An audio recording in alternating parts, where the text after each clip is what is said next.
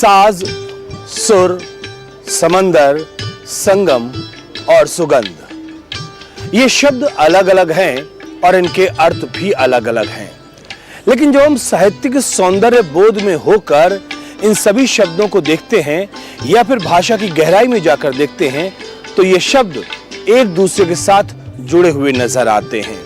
और बल्कि यूं कह सकते हैं कि जब साहित्यिक सौंदर्य में देखते हैं तो ये अर्थ इनके एक दूसरे को पूरा करते हुए नजर आते हैं।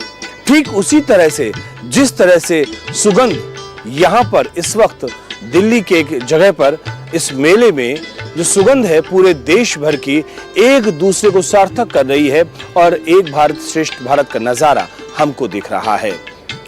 कह सकते हैं कि उत्तर से लेकर दक्षिण और पूरब से लेकर पश्चिम तमाम राज्यों की सुगंध हमें एक जगह देखने को मिल रही है और इसीलिए एक भारत और श्रेष्ठ भारत के इस खास कार्यक्रम में हम बात कर रहे हैं सुगंध की और उस सौंदर्य की जो पूरे भारत में बिखरा हुआ है और हमको यहाँ पर देखने को मिल रहा है।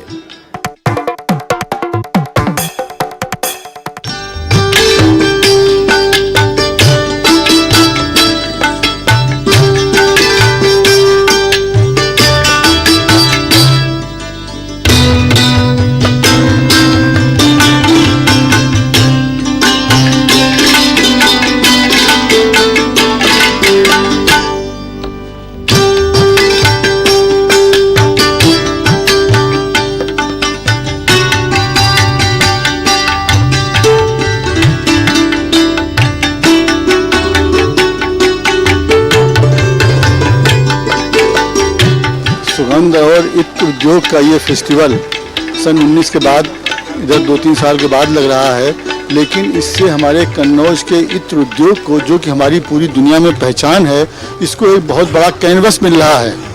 इसको ये एक अनूठी पहल है जिसमें कि दिल्ली में हमें आयोजित होने से इसका हमें डबल एडवांटेज मिलता है कि इसका हम एक स्वरूप ग्लोबली हो जाता है। और इसमें मेन योगदान जिसको मैं कहता हूँ कि इंडियन मल्टीनेशनल, आप समझ रहे होंगे इंडियन मल्टीनेशनल मीन्स कन्नौज में हमारे जो है FFDC, तो FFDC का इसमें बड़ा सक्रिय योगदान है यहाँ पे इसको आयोजित कराने में, तो वो भी इसके बधाई के पात्र हैं। और जिस तरीके से ये सन 93 में स्थापित हुई FFDC कन्नौज के इत्र उद्योग के लिए, आज इत्र उद्योग की खुशबू को FFDC के जरिए देश की सीमाओं से बाहर भी इसकी खुशबू प्रशिक्षण के जरिए से या और एक्टिविटीज़ के जरिए से ये संस्थान बढ़ा रहा है और उसका बहुत बड़ा योगदान इस इत्र और फेस्टिवल के मेले को आयोजित करने में है और इसका इत्र उद्योग को बहुत दूरगामी और बहुत लाभ मिलेगा इसका।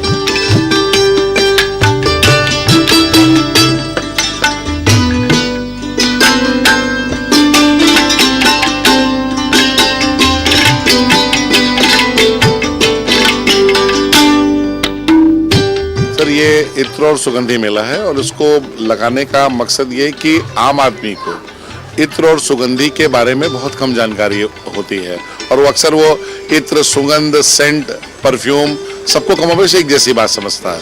तो इस मेले में उसे ये इस बारे में हम पूरी डिटेल जानकारी दे रहे हैं, प्लस स्टॉल भी हमने लगा रखे हैं ताकि उसे ये पता चले कि इत्र क्या है, जो कि 5000 साल पुरानी विधि है और कन्नौज में बनता है, जिसमें कन्नौज के उद्योग को ज्योग्राफिकल इंडिकेशन भी मिला हुआ है।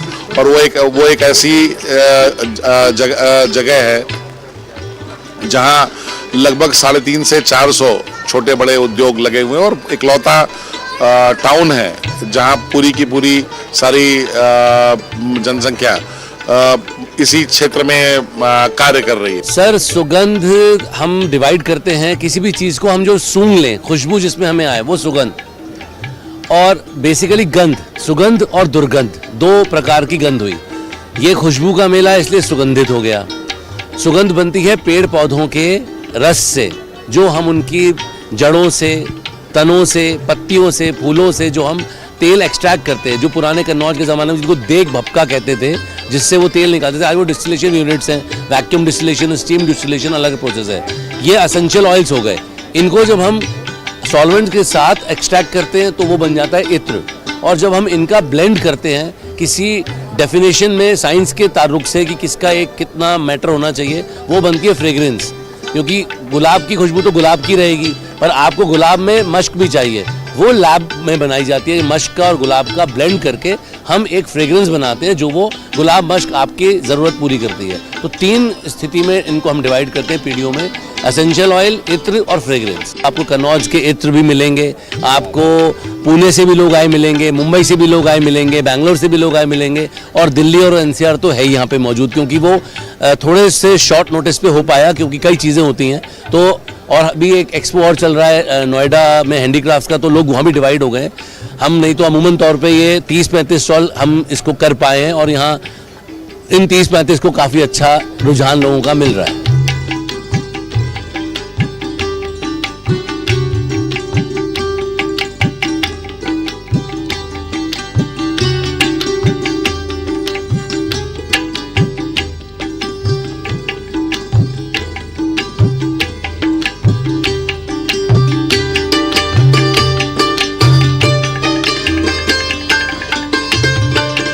इस भागती हुई जीवन शैली में अब बहुत जरूरत है कि हम अपनी परंपराओं की तरफ दोबारा लौटें। अगर हम शुद्धता की बात करते हैं तब भी परंपरा का जिक्र होता है, अगर हम अपनी संस्कृत का जिक्र करते हैं तब भी परंपराओं का जिक्र होता है, और अगर हम सुगंध की बात करते हैं तो केमिकल को छोड़िए, नेचुरल फ्रेग्रेंस को आप अपनाइए, क्योंकि ये आपके स्वास्थ्य के लिए भी, मन मस्तिष्क के लिए भी, सबके लिए कह सकते हैं कि लाभदायक है। ये एक आप यहाँ पे बर्तन देख रहे होंगे, बड़ा सा बर्तन है, तांबे का बना हुआ है, और ये पूरा का पूरा ये जो है सारा आप देख रहे होंगे, जो ऑपरेटर्स कह सकते हैं इसको, इससे इत्र बनता है, इसमें इत्र बनता है, इसमें उबाला जाता है। हमारे साथ में एक सज्जन है, उनसे हम उनका परिचय जानते हैं और उसके बाद में पूछते हैं कि ये है क्या और कैसे इसमें इत्र बनाया जाता है। अपना परिचय दीजिए। सर मेरा नाम विपुल है, मैं कन्नौज से हूँ, और मैं कन्नौज से हूँ, और अब मैंने FFDC से इंटर्नशिप करी है, उसके बाद मैंने ये काम शुरू किया है। तो ये सर डेक भपका है। ये वो पद्धति है जिससे पिछले 5 साल से आपका गुलाब जल और इत्र बनाया जा रहा है नेचुरल तरीके से, जिसमें हम कोई भी केमिकल यूज़ नहीं करते हैं, कोई भी प्रिजर्वेटिव यूज़ नहीं करते हैं। जो भी चीज़ है वो हमें नेचर से मिली है और उसी तरीके से हम उसको डिलीवर करना चाहते हैं। तो ये एक प्रोसेस है, मैं आपको समझा देता हूँ। इसमें क्या होता है सर, हम रोज़ और वाटर को यूज़ करते हैं, और रोज़ और वाटर को पकड़ लीजिए जी सर, इसमें हम रोज़ और वाटर दोनों चीज़ें डालते हैं, और रोज़ और वाटर को सर गर्म किया जाता है। गर्म करके जो कंडेंसी, ये हमारा चोंगा हो जाता है, चोंगा से ये भपका है सर, इसमें कंडेंसेशन होता है। कंडेंसेशन को ठंडा करके जो ड्रॉपलेट्स इकट्ठी किया जाता है वो रोज़ वाटर होता है, जिसे हम बेसिकली कहना चाहिए गुलाब अर्क। और इसके साथ ही दूसरा प्रोसेस आता है अतर बनाने का, जो कि कम से कम 40 दिन का प्रोसेस रहता है सर, 40 से 50 दिन के बीच में। इसमें हम क्या करते हैं, कोई भी नेचुरल सैंडलवुड ऑयल डालते हैं सर, तो उसमें क्या होता है, चंदन की अपनी एक खुशबू होती है जो वो छोड़ देता है, और जो हम खुशबू फ्लावर की डालते हैं वो फ्लावर की खुशबू उसमें ले लेता है। तो ये प्रोसेस डेली हम चलाते हैं। जैसे कि सुबह हमने इसमें फ्लावर और वाटर का डाला, और वाटर डाल के वहाँ पे ऑयल उसमें कलेक्ट हो रहा है, ऑयल के साथ ये ड्रॉपलेट्स आ रही हैं, उसकी खुशबू उसी के साथ इंडल्ज होती जा रही है, और वही खुशबू निकाल के हम आपको देंगे, वो इत्र बनता है। ये हम आपको देखिए इसमें। चलिए, तो मतलब ये कहने का है कि बिल्कुल ये केमिकल नहीं है इसमें, बिल्कुल नेचुरल फ्रेग्रेंस है, नेचुरल तरीके से हम इसको पका रहे हैं, गर्म कर रहे हैं, उसके बाद जो बॉयल होकर वो जा रहा है वो आप अपना बना रहे हैं उसको, और वो उसका बेस बनाते हैं, बेस के ऊपर ही आप इसको लेते हैं। तो ये चीजें जानना और इसको समझना बड़ा महत्वपूर्ण है। आमतौर पर हम सभी लोग कह सकते हैं कि इस केमिकल की दुनिया में, इस मिलावट की दुनिया में हम डीओ भी लगाते हैं, हम बहुत सारे फ्रेग्रेंसेस का इस्तेमाल करते हैं, लेकिन जब आप ये सोचेंगे शुद्धता की भी अपनी कोई कीमत होती है, वो हमारे शरीर के लिहाज से, स्वास्थ्य के लिहाज से बहुत ज़रूरत होती है, तब आप नेचुरल फ्रेग्रेंस की तरफ ऑटोमेटिक जाएंगे, और मुझे लगता है तब आप कन्नौज के इत्र का महत्व समझ पाएंगे। और इसीलिए हम आपको इस पूरे कार्यक्रम में इस महत्व को समझा रहे हैं, इस महत्व को बता रहे हैं। आप समझिए, आप देखिए, आप जानिए, फैसला आपको करना है, क्योंकि इसमें फायदा आपका है।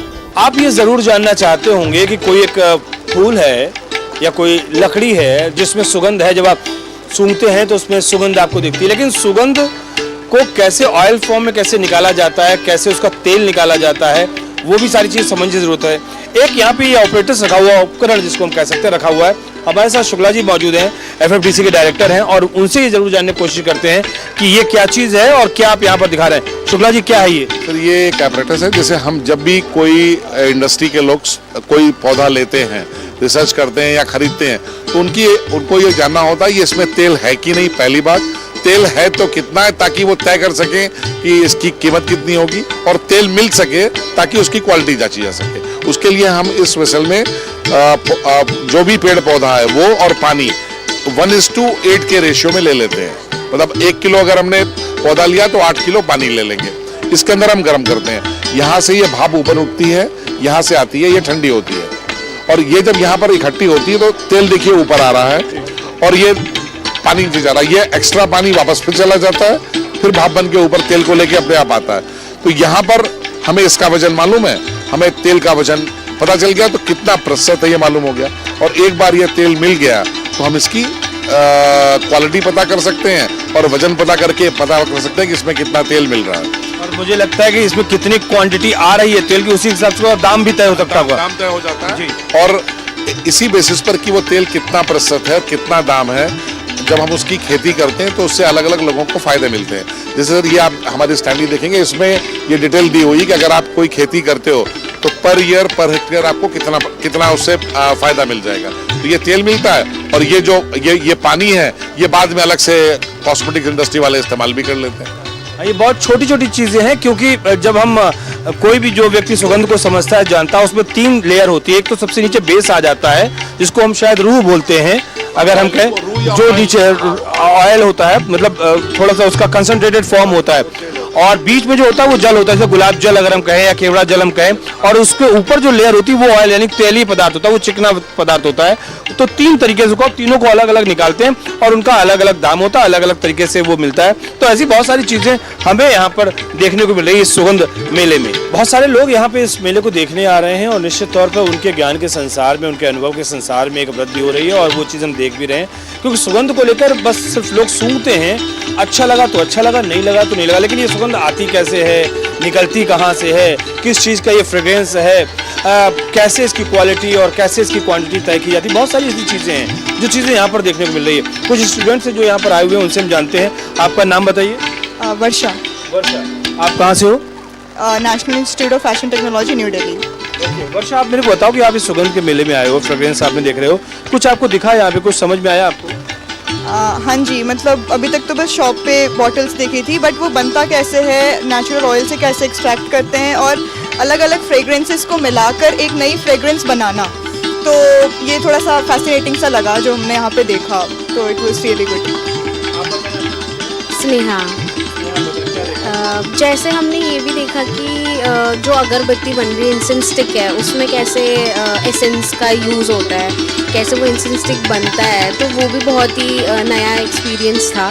क्योंकि आज तक तो हम सिर्फ अगरबत्ती खरीदते थे, बट हमें ये नहीं पता था कि उसमें सेंट कैसे जा रहा है, कैसे उसके अंदर उसकी एसेंस को इंक्लूड करते हैं। गीत गिरधर जी। जैसे कि नेचुरल चीज़ों से कैसे पूरा एसेंस निकालते हैं, इससे पहले हमें प्रोसेस नहीं पता था, हम सिर्फ शॉप पे जाते थे और बाय कर लेते थे फ्रेग्रेंस के अकॉर्डिंग। बट यहाँ पे हम पूरा प्रोसेस देख रहे हैं कि कैसे नेचुरल चीज़ों से एसेंस निकाल के बहुत सारी फ्रेग्रेंस मिक्स करके कैसे अलग अलग खुशबू बनाई जा रही है, तो that is very fascinating for us. बहुत अच्छा था। एक तो यहाँ इतने सारे परफ्यूम के फ्लेवर्स थे और सबसे बेस्ट बात ये ऑर्गेनिक अगरबत्ती, क्योंकि मुझे ये नहीं पता था कि इसमें उसके बाद एसेंस ऐड किया जाता है और बस यही सब। चाहे मिट्टी की वो महक हो जब बारिश की पहली बूंद तपती जमीन पर पड़ती है और वो महक उठती है, या फिर हजारों फीट की ऊंचाई पर उगने वाली वनस्पतियों की महक हो, सुगंध का संसार अपने आप में बड़ा अजीबो गरीब संसार है और कह सकते हैं कि बड़ा रहस्यमयी और विस्मय कर देने वाला संसार है। और इन पूरे के पूरे संसार को, इस रहस्य को यहाँ पर देखने को मिल रहा है। खासतौर से सुगंध की तमाम विधियां, उनको बनाने की विधियां, उनको जानना, उनको समझना अपने आप में एक बड़ी दिलचस्प घटना है और ये तमाम चीजें हम यहाँ पर देख रहे हैं। एक छोटा सा ब्रेक लेते हैं, ब्रेक के बाद तुरंत हाजिर होते हैं, कहीं मत जाइए आप, मिलते हैं इस छोटे से ब्रेक के बाद।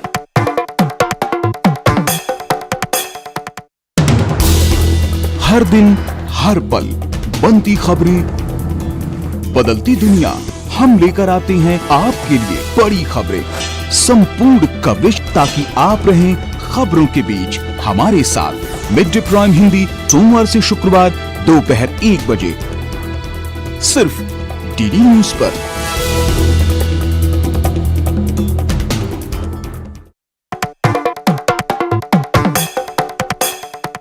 Welcome back. ब्रेक के बाद एक बार फिर से आप सभी का स्वागत है डीडी न्यूज पर। एक भारत श्रेष्ठ भारत में मैं हूं आपके साथ मनीष बाजपेयी और बात इत सुगंध मेले की, और सुगंध मेले के बहाने ही सही बात हम कर रहे हैं एफएफडीसी की भी, क्योंकि एक ऐसा संस्थान जो सुगंध को लेकर काम कर रहा है, जो सुगंध को फैलाने को लेकर काम कर रहा है, नए नए इनोवेशन कर रहा है, और सुगंध के क्षेत्र में कैसे नौजवान पीढ़ी अपना करियर बनाए, इसकी भी दिशा एफएफडीसी दे रहा है।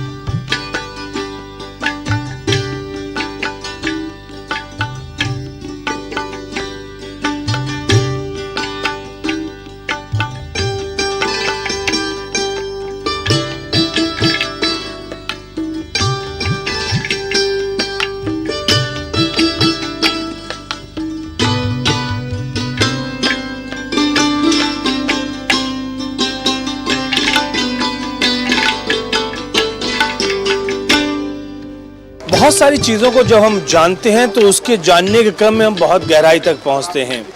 भारत सरकार के कई उपक्रम चल रहे हैं, एफएफडीसी भी उनमें से एक है, और एफएफडीसी के जरिए जो भारत की सुगंध, खास तौर से अगर हम कहें कि जो कन्नौज की सुगंध है, जो सुगंध का निर्माण वहाँ पर हो रहा है, उसको देश और दुनिया में पहुँचाया जा रहा है। बहुत सारे कोर्सेज आपने सुने होंगे, बहुत सारे आपने करियर के ऑप्शन सुने होंगे, बहुत कुछ लोग एमसीए करते हैं, कोई डॉक्टर बनता है, कोई इंजीनियर बनता है, लेकिन सुगंध के क्षेत्र में करियर बनाना वाकई कुछ लोगों के लिए अचरज भरा हो सकता है कि सुगंध के क्षेत्र में कैसे करियर डेवलप हो सकता है। हमारे साथ मिस्टर जैन है, अमन जैन इनका नाम है, और ये एफएफडीसी के एक तरीके से हम कह सकते हैं वहाँ पे स्टूडेंट हैं। ये यहाँ पर ये हैं, रतलाम मध्य प्रदेश के रहने वाले। हम इनसे पूछते हैं कि इनका एक्सपीरियंस क्या है। अमन, हम आपसे जानना चाहेंगे, चूंकि आप एफएफडीसी में वहाँ पे अभी आपकी ट्रेनिंग चल रही है, क्यों ये ट्रेनिंग ले रहे हैं, कैसी ट्रेनिंग है ये, इसके बारे में जरा बताएं मुझे। सर बेसिकली एफएफडीसी बहुत अच्छी संस्था है सर। बेसिकली पूरे वर्ल्ड के अंदर सिर्फ दो ही चीज़ें हैं जो फ्रेग्रेंस सिखाती हैं। एक फ्रांस में है जो ग्रासे परफ्यूमरी है, और एफएफडीसी कन्नौज है सर।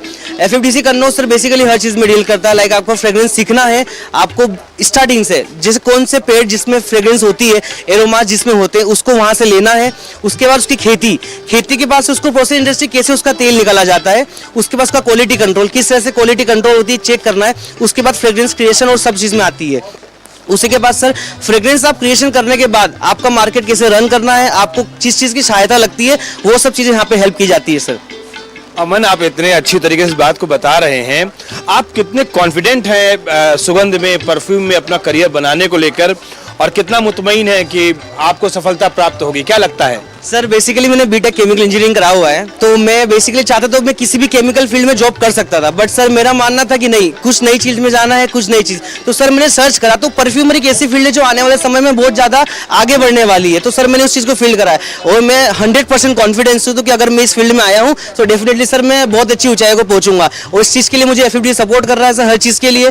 कहीं भी डाउट आता है तो सर पीडी सर जो शुक्ला सर है हमारे, वो एनी टाइम हमारे लिए अवेलेबल रहते हैं।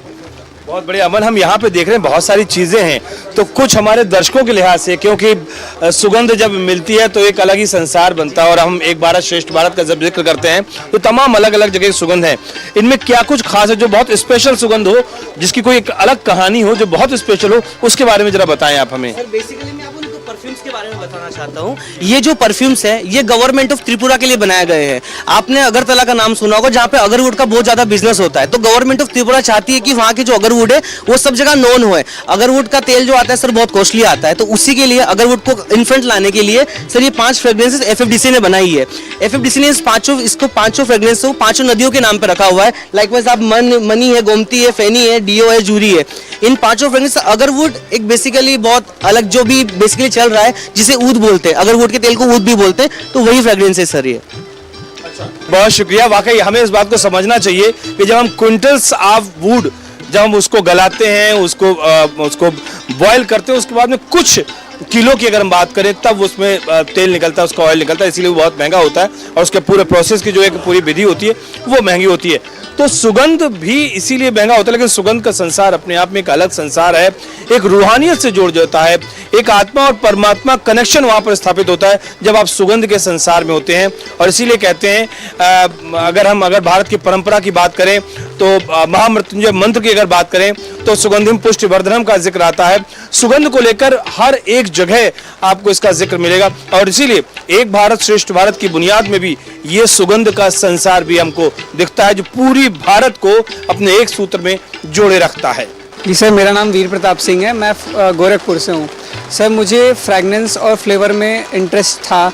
मुझे परफ्यूम बहुत ज़्यादा मतलब पसंद है अपने आप से, और अदर फिर जितने भी हैं, तो मुझे सर अपना करियर बनाने का मौका मिला सर FFDC की तरफ से। मेरा नाम अंकुर मिश्रा है और मैं भी अपने को रिलेट करना चाहता हूँ कि सुगंध का व्यापार बहुत बड़ा व्यापार है। इसको मैं इंडिया से बाहर भी लेना चाहता हूँ, इसलिए मैं इसके साथ जुड़ा हुआ हूँ। My name is Tanushree. I'm from Bangalore. Tanushree, tell me about the perfume. So why I joined FFDC is because this is the only institute in India which is making you to learn fragrance and flavors, and I wanted to do something different in chemistry. So this is the fragrance is full of chemistry, and I wanted to play with chemicals. So I want to make a career out of this. So I want to start up my own business later on in this sector. But Kannauj की अगर हम बात करते हैं वहाँ पे natural fragrances ज्यादा हैं उनको, तो उसमें केमिकल और नेचुरल कैसे आप दोनों को रिलेट करते हैं? सो नेचुरल फ्रेग्रेंसेस बहुत कॉस्टली होता है एंड केमिकल फ्रेग्रेंसेस उसमें सस्ते दाम से मिलता है. So that's how you can differentiate and smell में भी डिफरेंस होता है इसमें. सर, मेरा नाम करीना थापर है, मैं लुधियाना पंजाब से आती हूँ और मैंने बायोकेमिस्ट्री में ग्रेजुएशन की है. सर, मैं जहाँ से आती हूँ, जब मैंने लोगों को बताया कि मैं इस चीज़ में आना चाहती हूँ, मैं ये पढ़ाई करना चाहती हूँ, तो उन्हें बेसिकली पता ही नहीं था कि इस बार इसकी कोई पढ़ाई भी है इस दुनिया में. They just knew how to apply it, they did not know that it is born or made somewhere. So I wanted to be in this sector for that particular thing. जब मैं बायोकेमिस्ट्री कर रही थी, I wanted to be in product formulation. I introspected and this was the outcome that I wanted to be in fragrances. जब मैं Google पे गई, I searched for the institutes. This was the one institute in India that came up. So I ended up over here. I did a few online trainings with them and they motivated me to be here for 1 year course. And I know that this is going to be an amazing experience over here. And after 1 year as well, I'm going to go beyond. वाकई मतलब जब हम आप लोगों से बात कर रहे हैं तो हमें बहुत अच्छा लग रहा है, क्योंकि आमतौर पर सुगंध को लेकर दुनिया में तो कारोबार बढ़ रहा है, लेकिन कहीं ना कहीं कन्नौज के कारोबार को देखते हैं तो थोड़ा सिमट रहा है. लेकिन आप लोगों को देख के मुझे ऐसा लगा कि वाकई सुगंध में न केवल भविष्य उज्जवल है, बल्कि सुगंध में जो लोग अपना करियर बनाना चाह रहे हैं उनका भविष्य बहुत उज्जवल है. और एक भारत श्रेष्ठ भारत की बात जब हम कर रहे हैं तो कोई पंजाब से है, कोई कर्नाटक से है, कोई मध्य प्रदेश से है, कोई उत्तर प्रदेश से है, तो यहाँ पे एक छोटा सा ही हमें मिनी भारत दिखने लगा है. तो यही एक भारत श्रेष्ठ भारत की खूबी है. अलग अलग जगह से लोग हैं, लेकिन सुगंध में आगे सब एक भारत श्रेष्ठ भारत जैसे हमें देख रहे हैं. Fragrance and flavour development centre ये भारत सरकार की MSME मंत्रालय के अधीन एक संस्थान है. इसका उद्देश्य मुख्य रूप से सुगंध के क्षेत्र में जो लोग अपना उद्यम स्थापित करना चाहते हैं उनकी तकनीकी रूप से मदद करना है, उनको तकनीकी जानकारी देना है.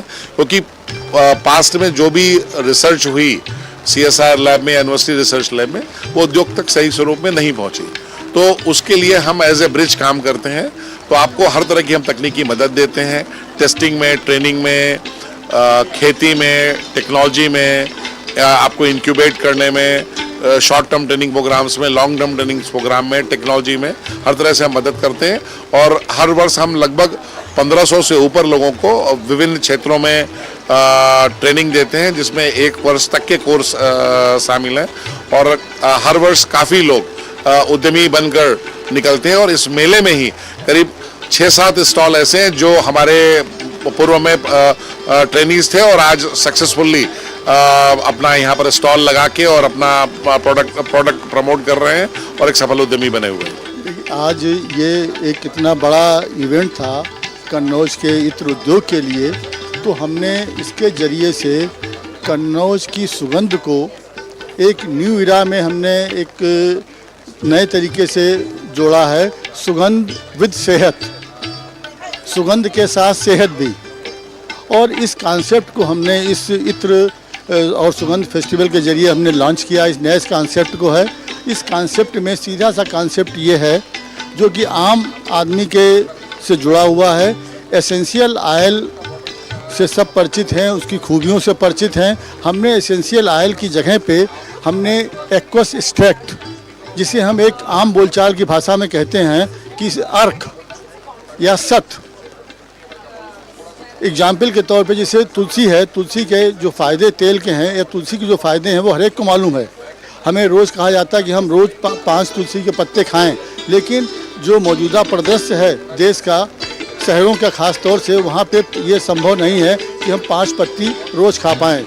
और अगर हम तेल की बात करते हैं तो तेल की भी एक लिमिटेशन है ऑयल की, कि जिसको हम इनटेक उतना नहीं कर सकते हैं, लेकिन एक्वस एक्सट्रैक्ट को या अर्क को हम बगैर किसी डॉक्टर की राय के, बगैर किसी एक्सपर्ट की राय के हम इसको ले सकते हैं और इसके कोई भी साइड इफ़ेक्ट इसके नहीं हैं। और सबसे बड़ी बात है कि जो हमारी डेली की डाइट में जो हमारे फूड मटेरियल या जो और चीज़ें ज़रूरी स्किप हो जाती हैं, छूट जाती हैं, उनको हम इस एक्वस एक्सट्रैक्ट के ज़रिए से दूर कर सकते हैं। और कन्नौज का जो ट्रेडिशनल प्रोसेस है कापर के डेग भक्कों में बनाने का, उसी में हमने विशेष हाइजीन करके इसको बनाया है ये। तो इसको बजाय आप जनरल फ़ायदे के लिए अपने बजाय एसेंशियल ऑयल पीने के, आप एक्वस एक्सट्रैक्ट को ले सकते हैं, जो जस्ट लाइक रोज़ वाटरी होता है ये। जब तक हम कश्मीर से लेके कोचीन तक और साथ में कन्नौज को जोड़ते हुए इन सारी जगहों की सारी श्रेष्ठ चीज़ों को नहीं लेंगे जो कि हमारे श्रेष्ठ भारत का एक हिस्सा है, तब तक एक श्रेष्ठ सुगंध बना पाना संभव नहीं होगा। और इसीलिए ये सारी सुगंध मिलके एक आपस में एक श्रेष्ठ भारत, एक श्रेष्ठ सुगंध का निर्माण कर रही है। कश्मीर का केसर हो या फिर उड़ीसा का केवड़ा हो या उत्तराखंड के दूर पहाड़ियों पर उगने वाली जड़ी बूटियां हो या कर्नाटक का चंदन हो, वाकई ये सारी वनस्पतियां जहां उगती हैं, ऐसी जमीन को, ऐसी माटी को तमाम बार बार वंदन, अभिनंदन और शत शत नमन। वाकई ये भारत भूमि का सौंदर्य है, या यूं कह सकते हैं कि इतनी विविधता है यहाँ पर, ऐसी विविधता अन्यत्र कहीं देखने को नहीं मिलती। और इसीलिए कहते हैं कि जो भारत में है वो दुनिया में और कहीं नहीं। आज हमने इस अपने खास कार्यक्रम में यही एक भारत श्रेष्ठ भारत के सौंदर्य रूप का बोध कराया, किस तरह से सुगंधित है हमारी ये जमीन, हमारी ये आबो हवा। फिलहाल इस कार्यक्रम में इतना ही। दीजिए मुझे मेरी कैमरा टीम, साथ ही साथ कैमरा पर्सन विनय तिवारी और सहयोगी विमलेश के साथ इजाजत, लेकिन इस वायदे के साथ कि फिर होगी आपसे मुलाकात। तब तक के लिए नमस्कार।